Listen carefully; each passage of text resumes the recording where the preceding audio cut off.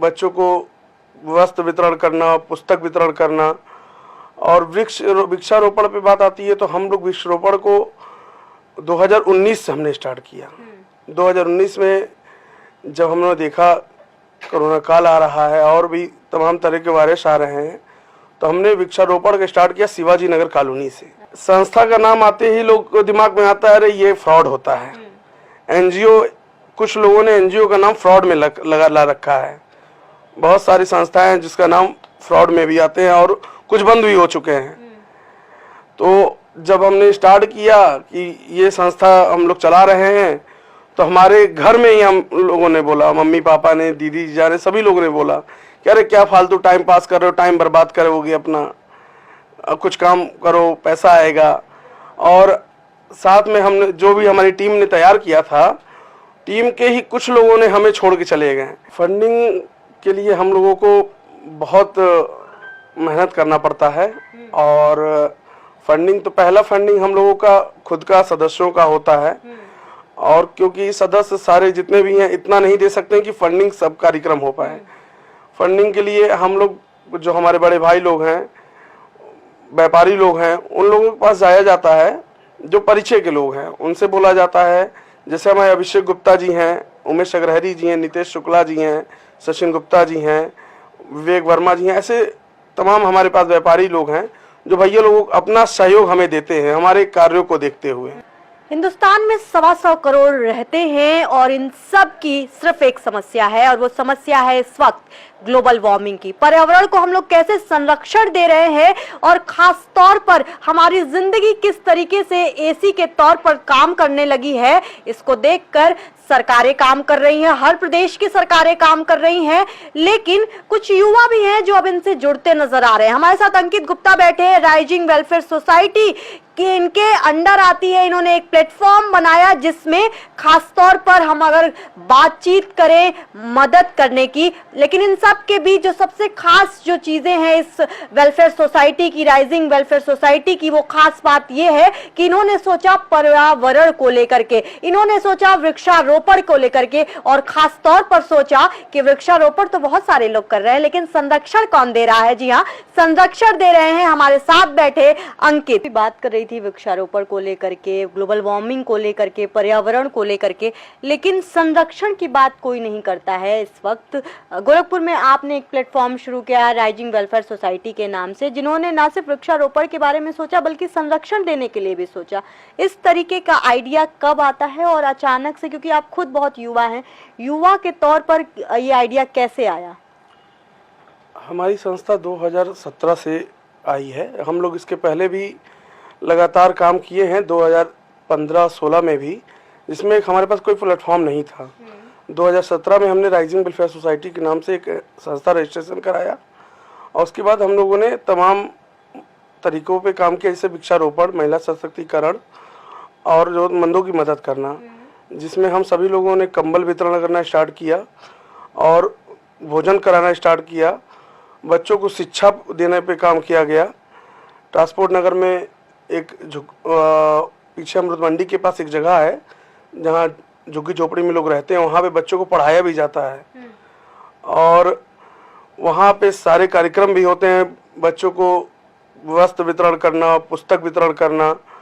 और वृक्षारोपण पे बात आती है तो हम लोग वृक्षारोपण को 2019 से हमने स्टार्ट किया। 2019 में जब हमने देखा कोरोना काल आ रहा है और भी तमाम तरह के वायरस आ रहे हैं, तो हमने वृक्षारोपण का स्टार्ट किया शिवाजी नगर कॉलोनी से। वृक्षारोपण का हमने उस समय अभियान चलाया था, हर घर वृक्ष रोपण अभियान। तो घर घर जाकर वृक्षारोपण हमने किया, और जिसका भी घर था उसको जिम्मेदारी दिया हमने कि इस वृक्ष को आप बड़ा करिए और आने वाले 1 साल में आपको हम लोग सम्मानित करेंगे। जिसका भी वृक्ष होगा उस हिसाब से उसको आपको सम्मानित किया जाएगा। 1 साल बाद हम लोगों ने गया, कुछ जिस घर में वृक्ष पौधा वृक्ष बन गया, उस घर को सदस्य को हमने एक सदस्य को सम्मानित किया, चाहे वो महिला हो चाहे पुरुष हो। वृक्ष का संरक्षण हुआ और फिर हम लोगों ने 15 अगस्त आया, उसके वहाँ पे हमने इंदिरा बाल विहार पे वृक्षारोपण वितरण किया, वृक्ष वितरण किया लोगों को। वो वृक्ष वितरण में संरक्षण की जिम्मेदारी नहीं आती है सर। अगर क्यों भाई कौन लेके जा रहा है ये नहीं पता चलता है। फिर भी हम लोगों ने प्रोग्राम आपने हाँ कर दिया। अच्छा, ये जो राइजिंग वेलफेयर सोसाइटी है, आपने कहा 2019 से हमने वृक्षारोपण के तहत काम करना शुरू किया, लेकिन उससे पहले 2017 से भी पहले आप समाज सेवा में लगे हुए थे। अभी 17 से लेकर के, क्योंकि आपका रजिस्ट्रेशन इस राइजिंग वेलफेयर सोसाइटी का तब हुआ, अब तक 2024 की तक बात कर रही हूँ, कितने लोग जुड़े हुए हैं इस संगठन से और क्या सफर रहा है इस वक्त? सफर बहुत कठिन सफर रहा है हम लोगों का, क्योंकि संस्था का नाम आते ही लोग को दिमाग में आता है अरे ये फ्रॉड होता है। एनजीओ, कुछ लोगों ने एनजीओ का नाम फ्रॉड में ला रखा है। बहुत सारी संस्थाएं हैं जिसका नाम फ्रॉड में भी आते हैं और कुछ बंद भी हो चुके हैं। तो जब हमने स्टार्ट किया कि ये संस्था हम लोग चला रहे हैं, तो हमारे घर में ही हम लोगों ने बोला, मम्मी पापा ने, दीदी जाने, सभी लोगों ने बोला कि अरे क्या फालतू टाइम पास कर रहे हो, टाइम बर्बाद करोगे अपना, कुछ काम करो, पैसा आएगा। और साथ में हमने जो भी हमारी टीम ने तैयार किया था, टीम के ही कुछ लोगों ने हमें छोड़ के चले गए, संस्था को छोड़ के चले, मेरा टाइम खराब हो रहा है, टाइम भी खराब हो रहा है और उनका पैसा लग रहा है। पैसा ना देने के कारण और टाइम खराब होने के कारण वो लोग चले गए।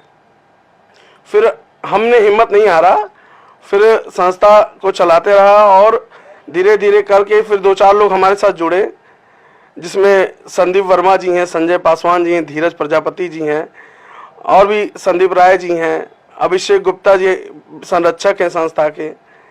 सारे लोग जुड़े, फिर संस्था अपने आप में मजबूत हो गई और फिर युद्ध स्तर पे हम लोगों ने काम किया।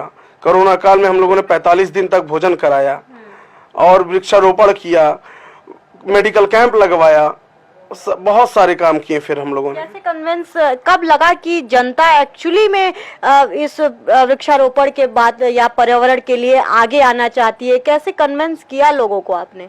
हमने कोरोना काल उनको दिखाया, ऑक्सीजन की जब कमी हुई तब हमने उनको दिखाया कि वृक्षारोपण कितनी जरूरी है। हमें पीपल का वृक्ष, नीम का वृक्ष हमें कितना बड़ा ऑक्सीजन देता है। तो उस तरीके हम लोगों को तमाम तरीके के बताकर जागरूक किया लोगों को। हर सफर में कठिनाइयां, जैसे आपने कहा कि बहुत सारी कठिनाइयां, जो आंतरिक स्तर पे युद्ध होता है वो तो होता है, लेकिन जब आप समाज में निकलते हैं और उनको कन्विंस करना, वो सबसे ज्यादा डिफिकल्ट चीज ऐसे एनजीओज के लिए सामने आते हैं। लेकिन सबसे बड़ा जो मुद्दा है फाइनेंस का, फंडिंग कैसे आप लोगों ने इकट्ठा की और इस तरह के कार्यक्रम, चाहे सम्मानित करना हो या फिर आपने कहा मंदिर के बाहर हम रोज आज भी हम लोग बच्चों को खाना खिलाते हैं या महिला सशक्तिकरण की आप बात करते हैं, इस तरीके के कार्यक्रम, अवेयरनेस प्रोग्राम को चलाने के लिए फंडिंग कैसे इकट्ठा करती है? फंडिंग के लिए हम लोगों को बहुत मेहनत करना पड़ता है और फंडिंग तो पहला फंडिंग हम लोगों का खुद का सदस्यों का होता है और क्योंकि सदस्य सारे जितने भी हैं इतना नहीं दे सकते हैं कि फंडिंग सब कार्यक्रम हो पाए। फंडिंग के लिए हम लोग, जो हमारे बड़े भाई लोग हैं, व्यापारी लोग हैं, उन लोगों के पास जाया जाता है, जो परिचय के लोग हैं उनसे बोला जाता है। जैसे हमारे अभिषेक गुप्ता जी हैं, उमेश अग्रहरी जी हैं, नितेश शुक्ला जी हैं, सचिन गुप्ता जी हैं, विवेक वर्मा जी हैं, ऐसे तमाम हमारे पास व्यापारी लोग हैं जो भैया लोग अपना सहयोग हमें देते हैं हमारे कार्यों को देखते हुए और उन्हें आश्वासन भी मिलता है कि हाँ ये पैसा गया है अच्छी जगह पे। जी। सरकार से कभी इस तरीके की कभी मदद कभी मिली हो? नहीं सरकार भी इस वक्त, क्योंकि अगर निर्मला सीतारमण की बात करूं, बजट में पर्यावरण को लेकर के भी बजट पेश हुए, तो क्या आप जैसे एनजीओ जो समाज को एक बहुत बेहतर अवसर दे रहे हैं पर्यावरण को सुधारने के लिए, क्या सरकार का सहयोग मिलता है? नहीं, सरकार का सहयोग अभी तक हमें नहीं मिला है और हम सभी अभी तो काम कर ही रहे हैं, पर ऐसा उम्मीद है कि सरकार हमको जरूर एक बार नजर देगी कि क्या आता है, सरकार कौन काम कर रहा है कौन नहीं कर रहा है। जो एनजीओ काम कर रही है, सरकार से निवेदन है कि उसको ध्यान दिया जाए।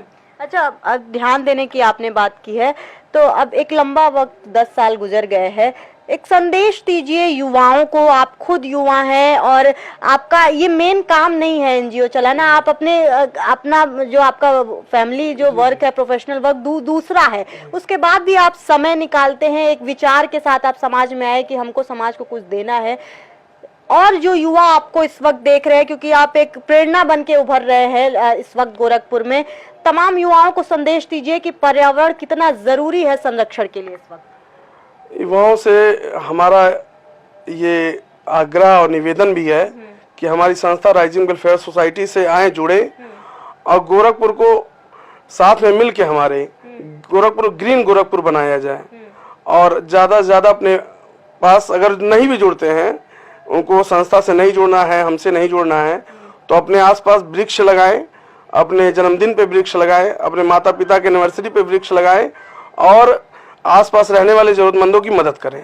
देखिए, बेहतर लोग जब कैमरे पे आते हैं, समाज में आते हैं, तो कुछ एक अलग प्रेरणा के साथ आते हैं।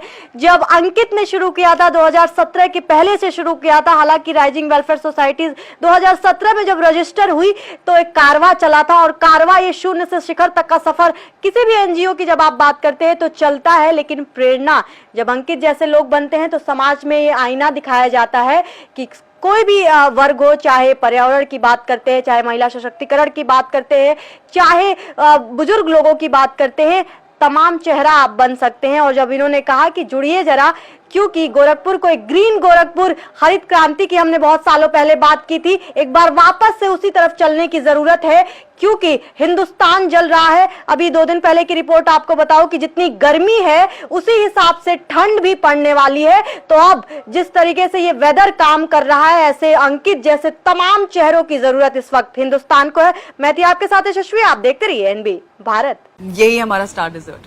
डन बेटा। बाय द वे, ये देखो, तुम्हें शादी के बाद देने वाली थी, पर अभी सही है। It's really beautiful aunty. और ये रिसेप्शन पे। आंटी मैं अभी ट्राई करके आऊं?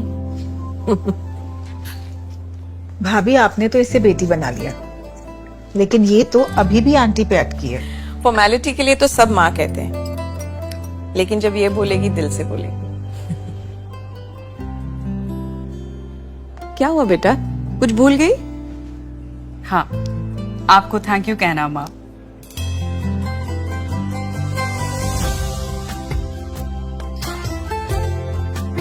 एशप्रा, जश्न सच्चाई का।